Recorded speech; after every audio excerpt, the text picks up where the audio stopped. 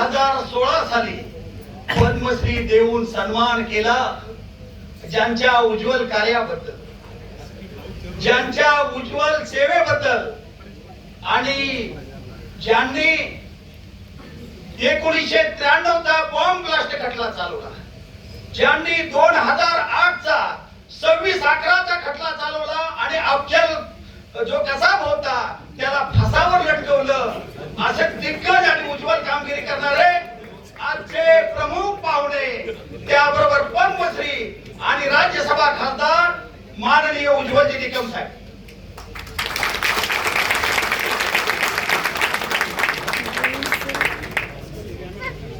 यांचा सत्कार आज उज्ज्वल हाताने करण्याचं आपल्या बार शिक्षकांना ठरवलं आणि ज्यांनी 2 वेळा बार कौन्सिल ऑफ महाराष्ट्र आणि गोवाचं अध्यक्षपद भूषवलं आणि जे आपल्या बारचं मान शान आन बान सर्व काही आहेत असे आपले 3ऱ्या वेळा निवडून आलेले ऍडव्होकेट मिलिंद थोबडे साहेब. बार असोसिएशनचे अध्यक्ष बाबा जाधव व इतर पदाधिकारी वेळ काढण्यासाठी,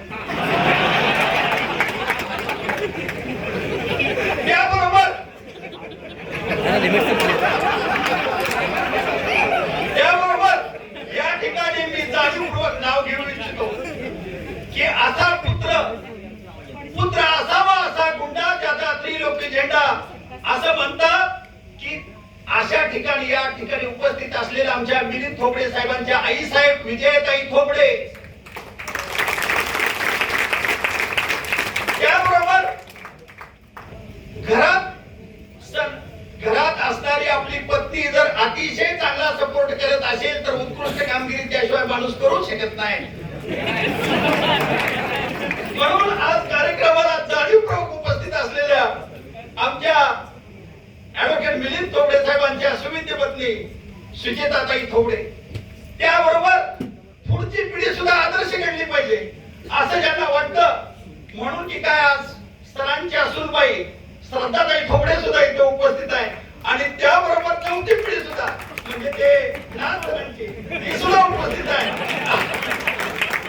असा भव्य दिवस सोहळा असताना आणि त्याबरोबर मिलिंद थोबडे साहेबांना ज्यांनी भरघोस असं मतदान करून मताचा वर्षाव केलेला वकील बंधू आणि भगिनींनो,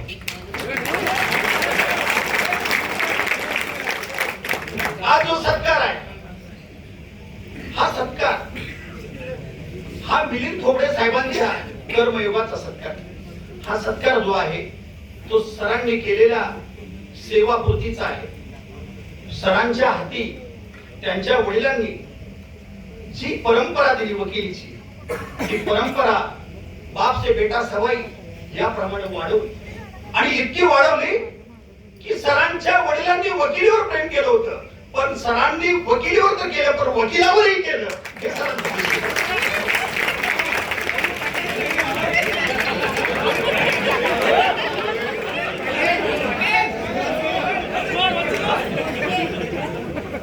वंशमोर हे चित्रपट आहे.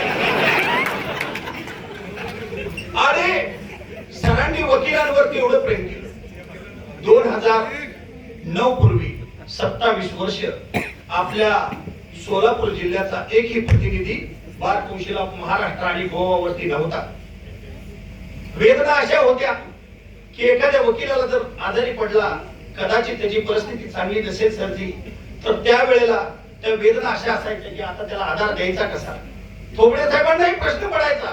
थोबडे साहेबांनी त्यांच्या परीने त्यांच्या घरातून मदत केली असेल, परंतु त्याला आता काय करायचं. सरांनी निश्चय केला की 2009 साली आपण बार कौन्सिल ऑफ महाराष्ट्रासाठी उभाच राहायचं. तर धाडस पण करणं पण सोपं नव्हतं, कारण आमच्या सोलापूर जिल्ह्याची मतं जी आहे तेवढी पुरेशी होतील असं नाहीये निवडून येण्यासाठी.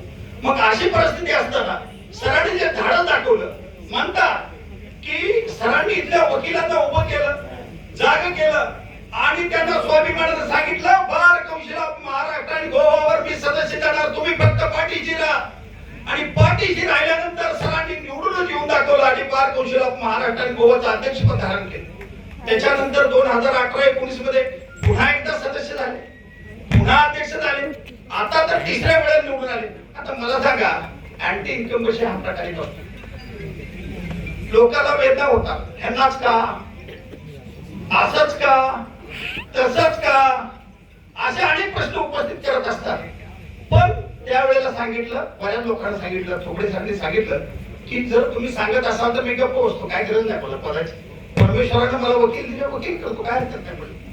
पण बरेच 90% लोकांची मेजॉरिटी अशी होती, सर तुम्ही नाही म्हटलं तर कोणच जाणार नाही, तुम्ही नसाल तर इकडे कुणीच जाणार नाही आणि तुम्ही सर उभा राहिले पाहिजे. आणि सर निवडून आले. आता निवडून आल्यानंतर आज तुम्हाला माहित असेल गेल्या 15 वर्षात तुम्ही असा काढावा रेशो की 2009 पूर्वी मेडिक्लेम किती मिळाले, 2009 पूर्वी क्रिकेट स्पर्धा किती भरवले, 2009 पूर्वी क्लेम किती झाले, पण झाल्या का, आणि त्याच्या अगोदर उज्ज्वल निकम साहेबांचे कार्यक्रम आपल्या बाळासाठी किती झाले. आता काय होतो मग 2009 नंतर तुम्ही पाहिला असेल की कार्यक्रम भरपूर झाले. उदय ललित साहेबांचा सत्कार झाला, ब्लेक क्लेमची कॉन्फरन्स झाल्या, मेडिक्लेम किती तर मिळाले, वकील किती तर जजेस आपले 15-20 झाले असतील ह्या 15-20 वर्षात. त्याच्या अगोदरचा रेशो टाका 15-20 नाही, 15-20 गणेश पवारांची टीमच्या वेळेचा कालावधी काढत. तर इतकी प्रगती झाली. त्याबरोबर तुम्हाला सांगतो अलीकडचाच किस्सा की सर कसे प्रोटेक्टिव्ह आहेत हे उदाहरण सांगतो. एका वकिलाला मध्य प्रदेशमध्ये ऍक्सिडेंट झाला त्यांचा आणि धडक बसल्यानंतर त्यांच्या हातून एकाला कोणाला त्रास लागला असेल, गाडी कार वगैरे काय टच झाली. लोक काय करतात तुम्हाला माहिती आहे, गराडा घालतात, काय पैसे निघतात कंप्लेंट असतात त्यांचं. गराडा घातला त्या वकिलाला पोलीस स्टेशन मध्ये नेलं, 200 लोक बाहेर आहेत. आता करायचं काय? त्या वकिलाला प्रश्न पडला की आता करावं काय. त्यांना आठवण आली, एक तर देवाचं नाव आठवतो, नाही तर मोठ्या वकिलाचं कोणा तर आपल्या जवळच्या माणसाचं आठवतो. त्यांना मिलिंद थोपडे साहेबांचं नाव आठवलं. मिलिंद थोपडे साहेबांना त्यांनी फोन केला म्हणजे सर असं झाले, म्हणजे एकाला धडक बसले माझ्या हातून आणि 200 लोक बाहेर आहेत, माझं काय खरं नाही, मी मध्य प्रदेशमध्ये आहे, मी महाराष्ट्रातला आहे, असं झाले आणि मला आता कसं करायचं. सरांनी बार कौन्सिल ऑफ इंडियाच्या सदस्याला फोन केला मध्य प्रदेशमधल्या, त्याला सांगितलं असं एक वकील साहेबांना असं झाले आणि तुम्ही काय तर करा, ह्यांना बाहेर काढायचं म्हणून त्याला पोलीस संरक्षणात महाराष्ट्र समिती सोडलं. ही मिलिंद थोपडे साहेबांची ताकद, ही सुरक्षितता ऍडव्होकेट मिलिंद थोपडे साहेबांनी त्यावेळेला दिली. तुम्ही मिलिंद थोपडे साहेबांच्या बाबतीत अब्जाधीश माणूस आहे, काय कमी आहे, वकिलीची काय गरज आहे, वकील काय गरज आहे. परंतु वडिलांनी जी व्रत दिलंय ते व्रत मी तेव्हा ठेवीन, ही भूमिका ऍडव्होकेट मिलिंद थोपडे साहेबांनी ठेवले, म्हणून ते वैभव आहे. हे वैभव आपल्याला सरांची 100वी ही वाढदिवस ज्यावेळेला साजरा करू, उज्ज्वल निकम साहेबांनाच बोलवून करू, उज्ज्वल हाताने करू. अहो आज पंढरीच्या पांडुरंगाला मी आभार मानणार आहे. सर पंढरीच्या पांडुरंगाची उद्या आषाढी एकादशी आहे. आषाढी एकादशी असताना पंढरीच्या पांडुरंगाला का वाटलं असावं की आदल्या दिवशी ऍडव्होकेट मिलिंद थोपडे साहेबांचा सत्कार वकिलीतल्या पांडुरंगाकडून करावा, उज्ज्वल निकम साहेबांकडून.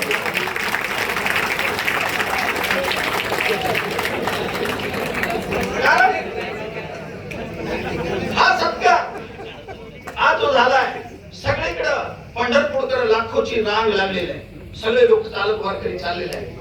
परंतु तिकडं इतका मोठा सोहळा होत असताना वकिलांचा आज मिलिंद थोपडे साहेबांचा सत्काराचा सोहळा आज उज्ज्वल निकम साहेबांच्या उपस्थित झाला, हे आमचं भाग्य आहे.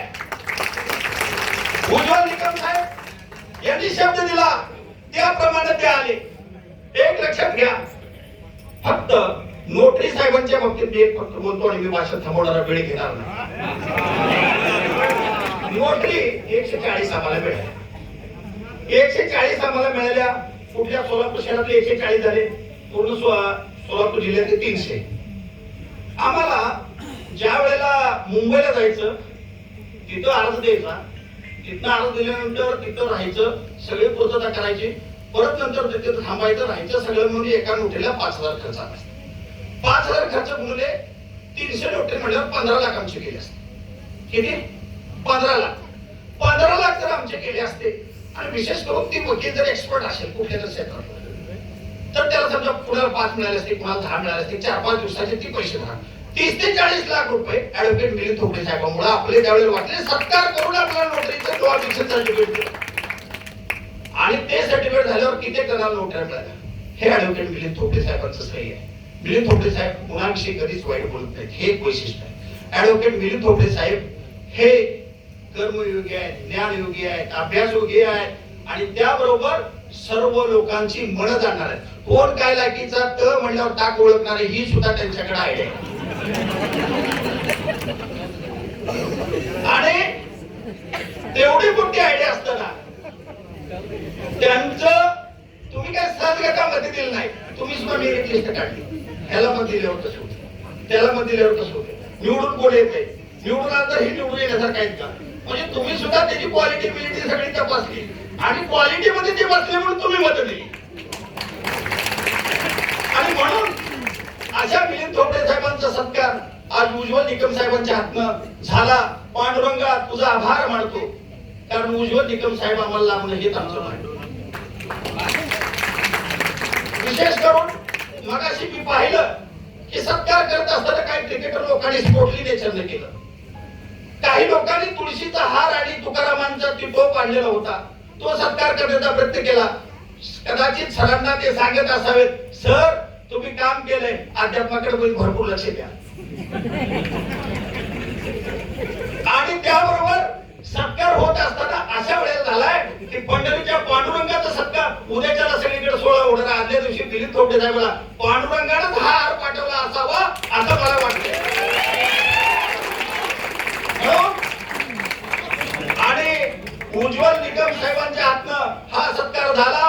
तुम्ही सत्कार करण्यासाठी वेळ आणली, त्या वकील सर्व वकील रूपी पांडुरंगाला नमस्कार करून मी माझं भाषण संपवतो. जय हिंद, जय महाराष्ट्र. धन्यवाद सर. शब्दांची मशीन गन तुमच्या तोंडातून आम्हाला ऐकायला मिळाली आणि सर्व रसिक श्रोत्यांचे देखील मी मनपूर्वक आभार व्यक्त करतो की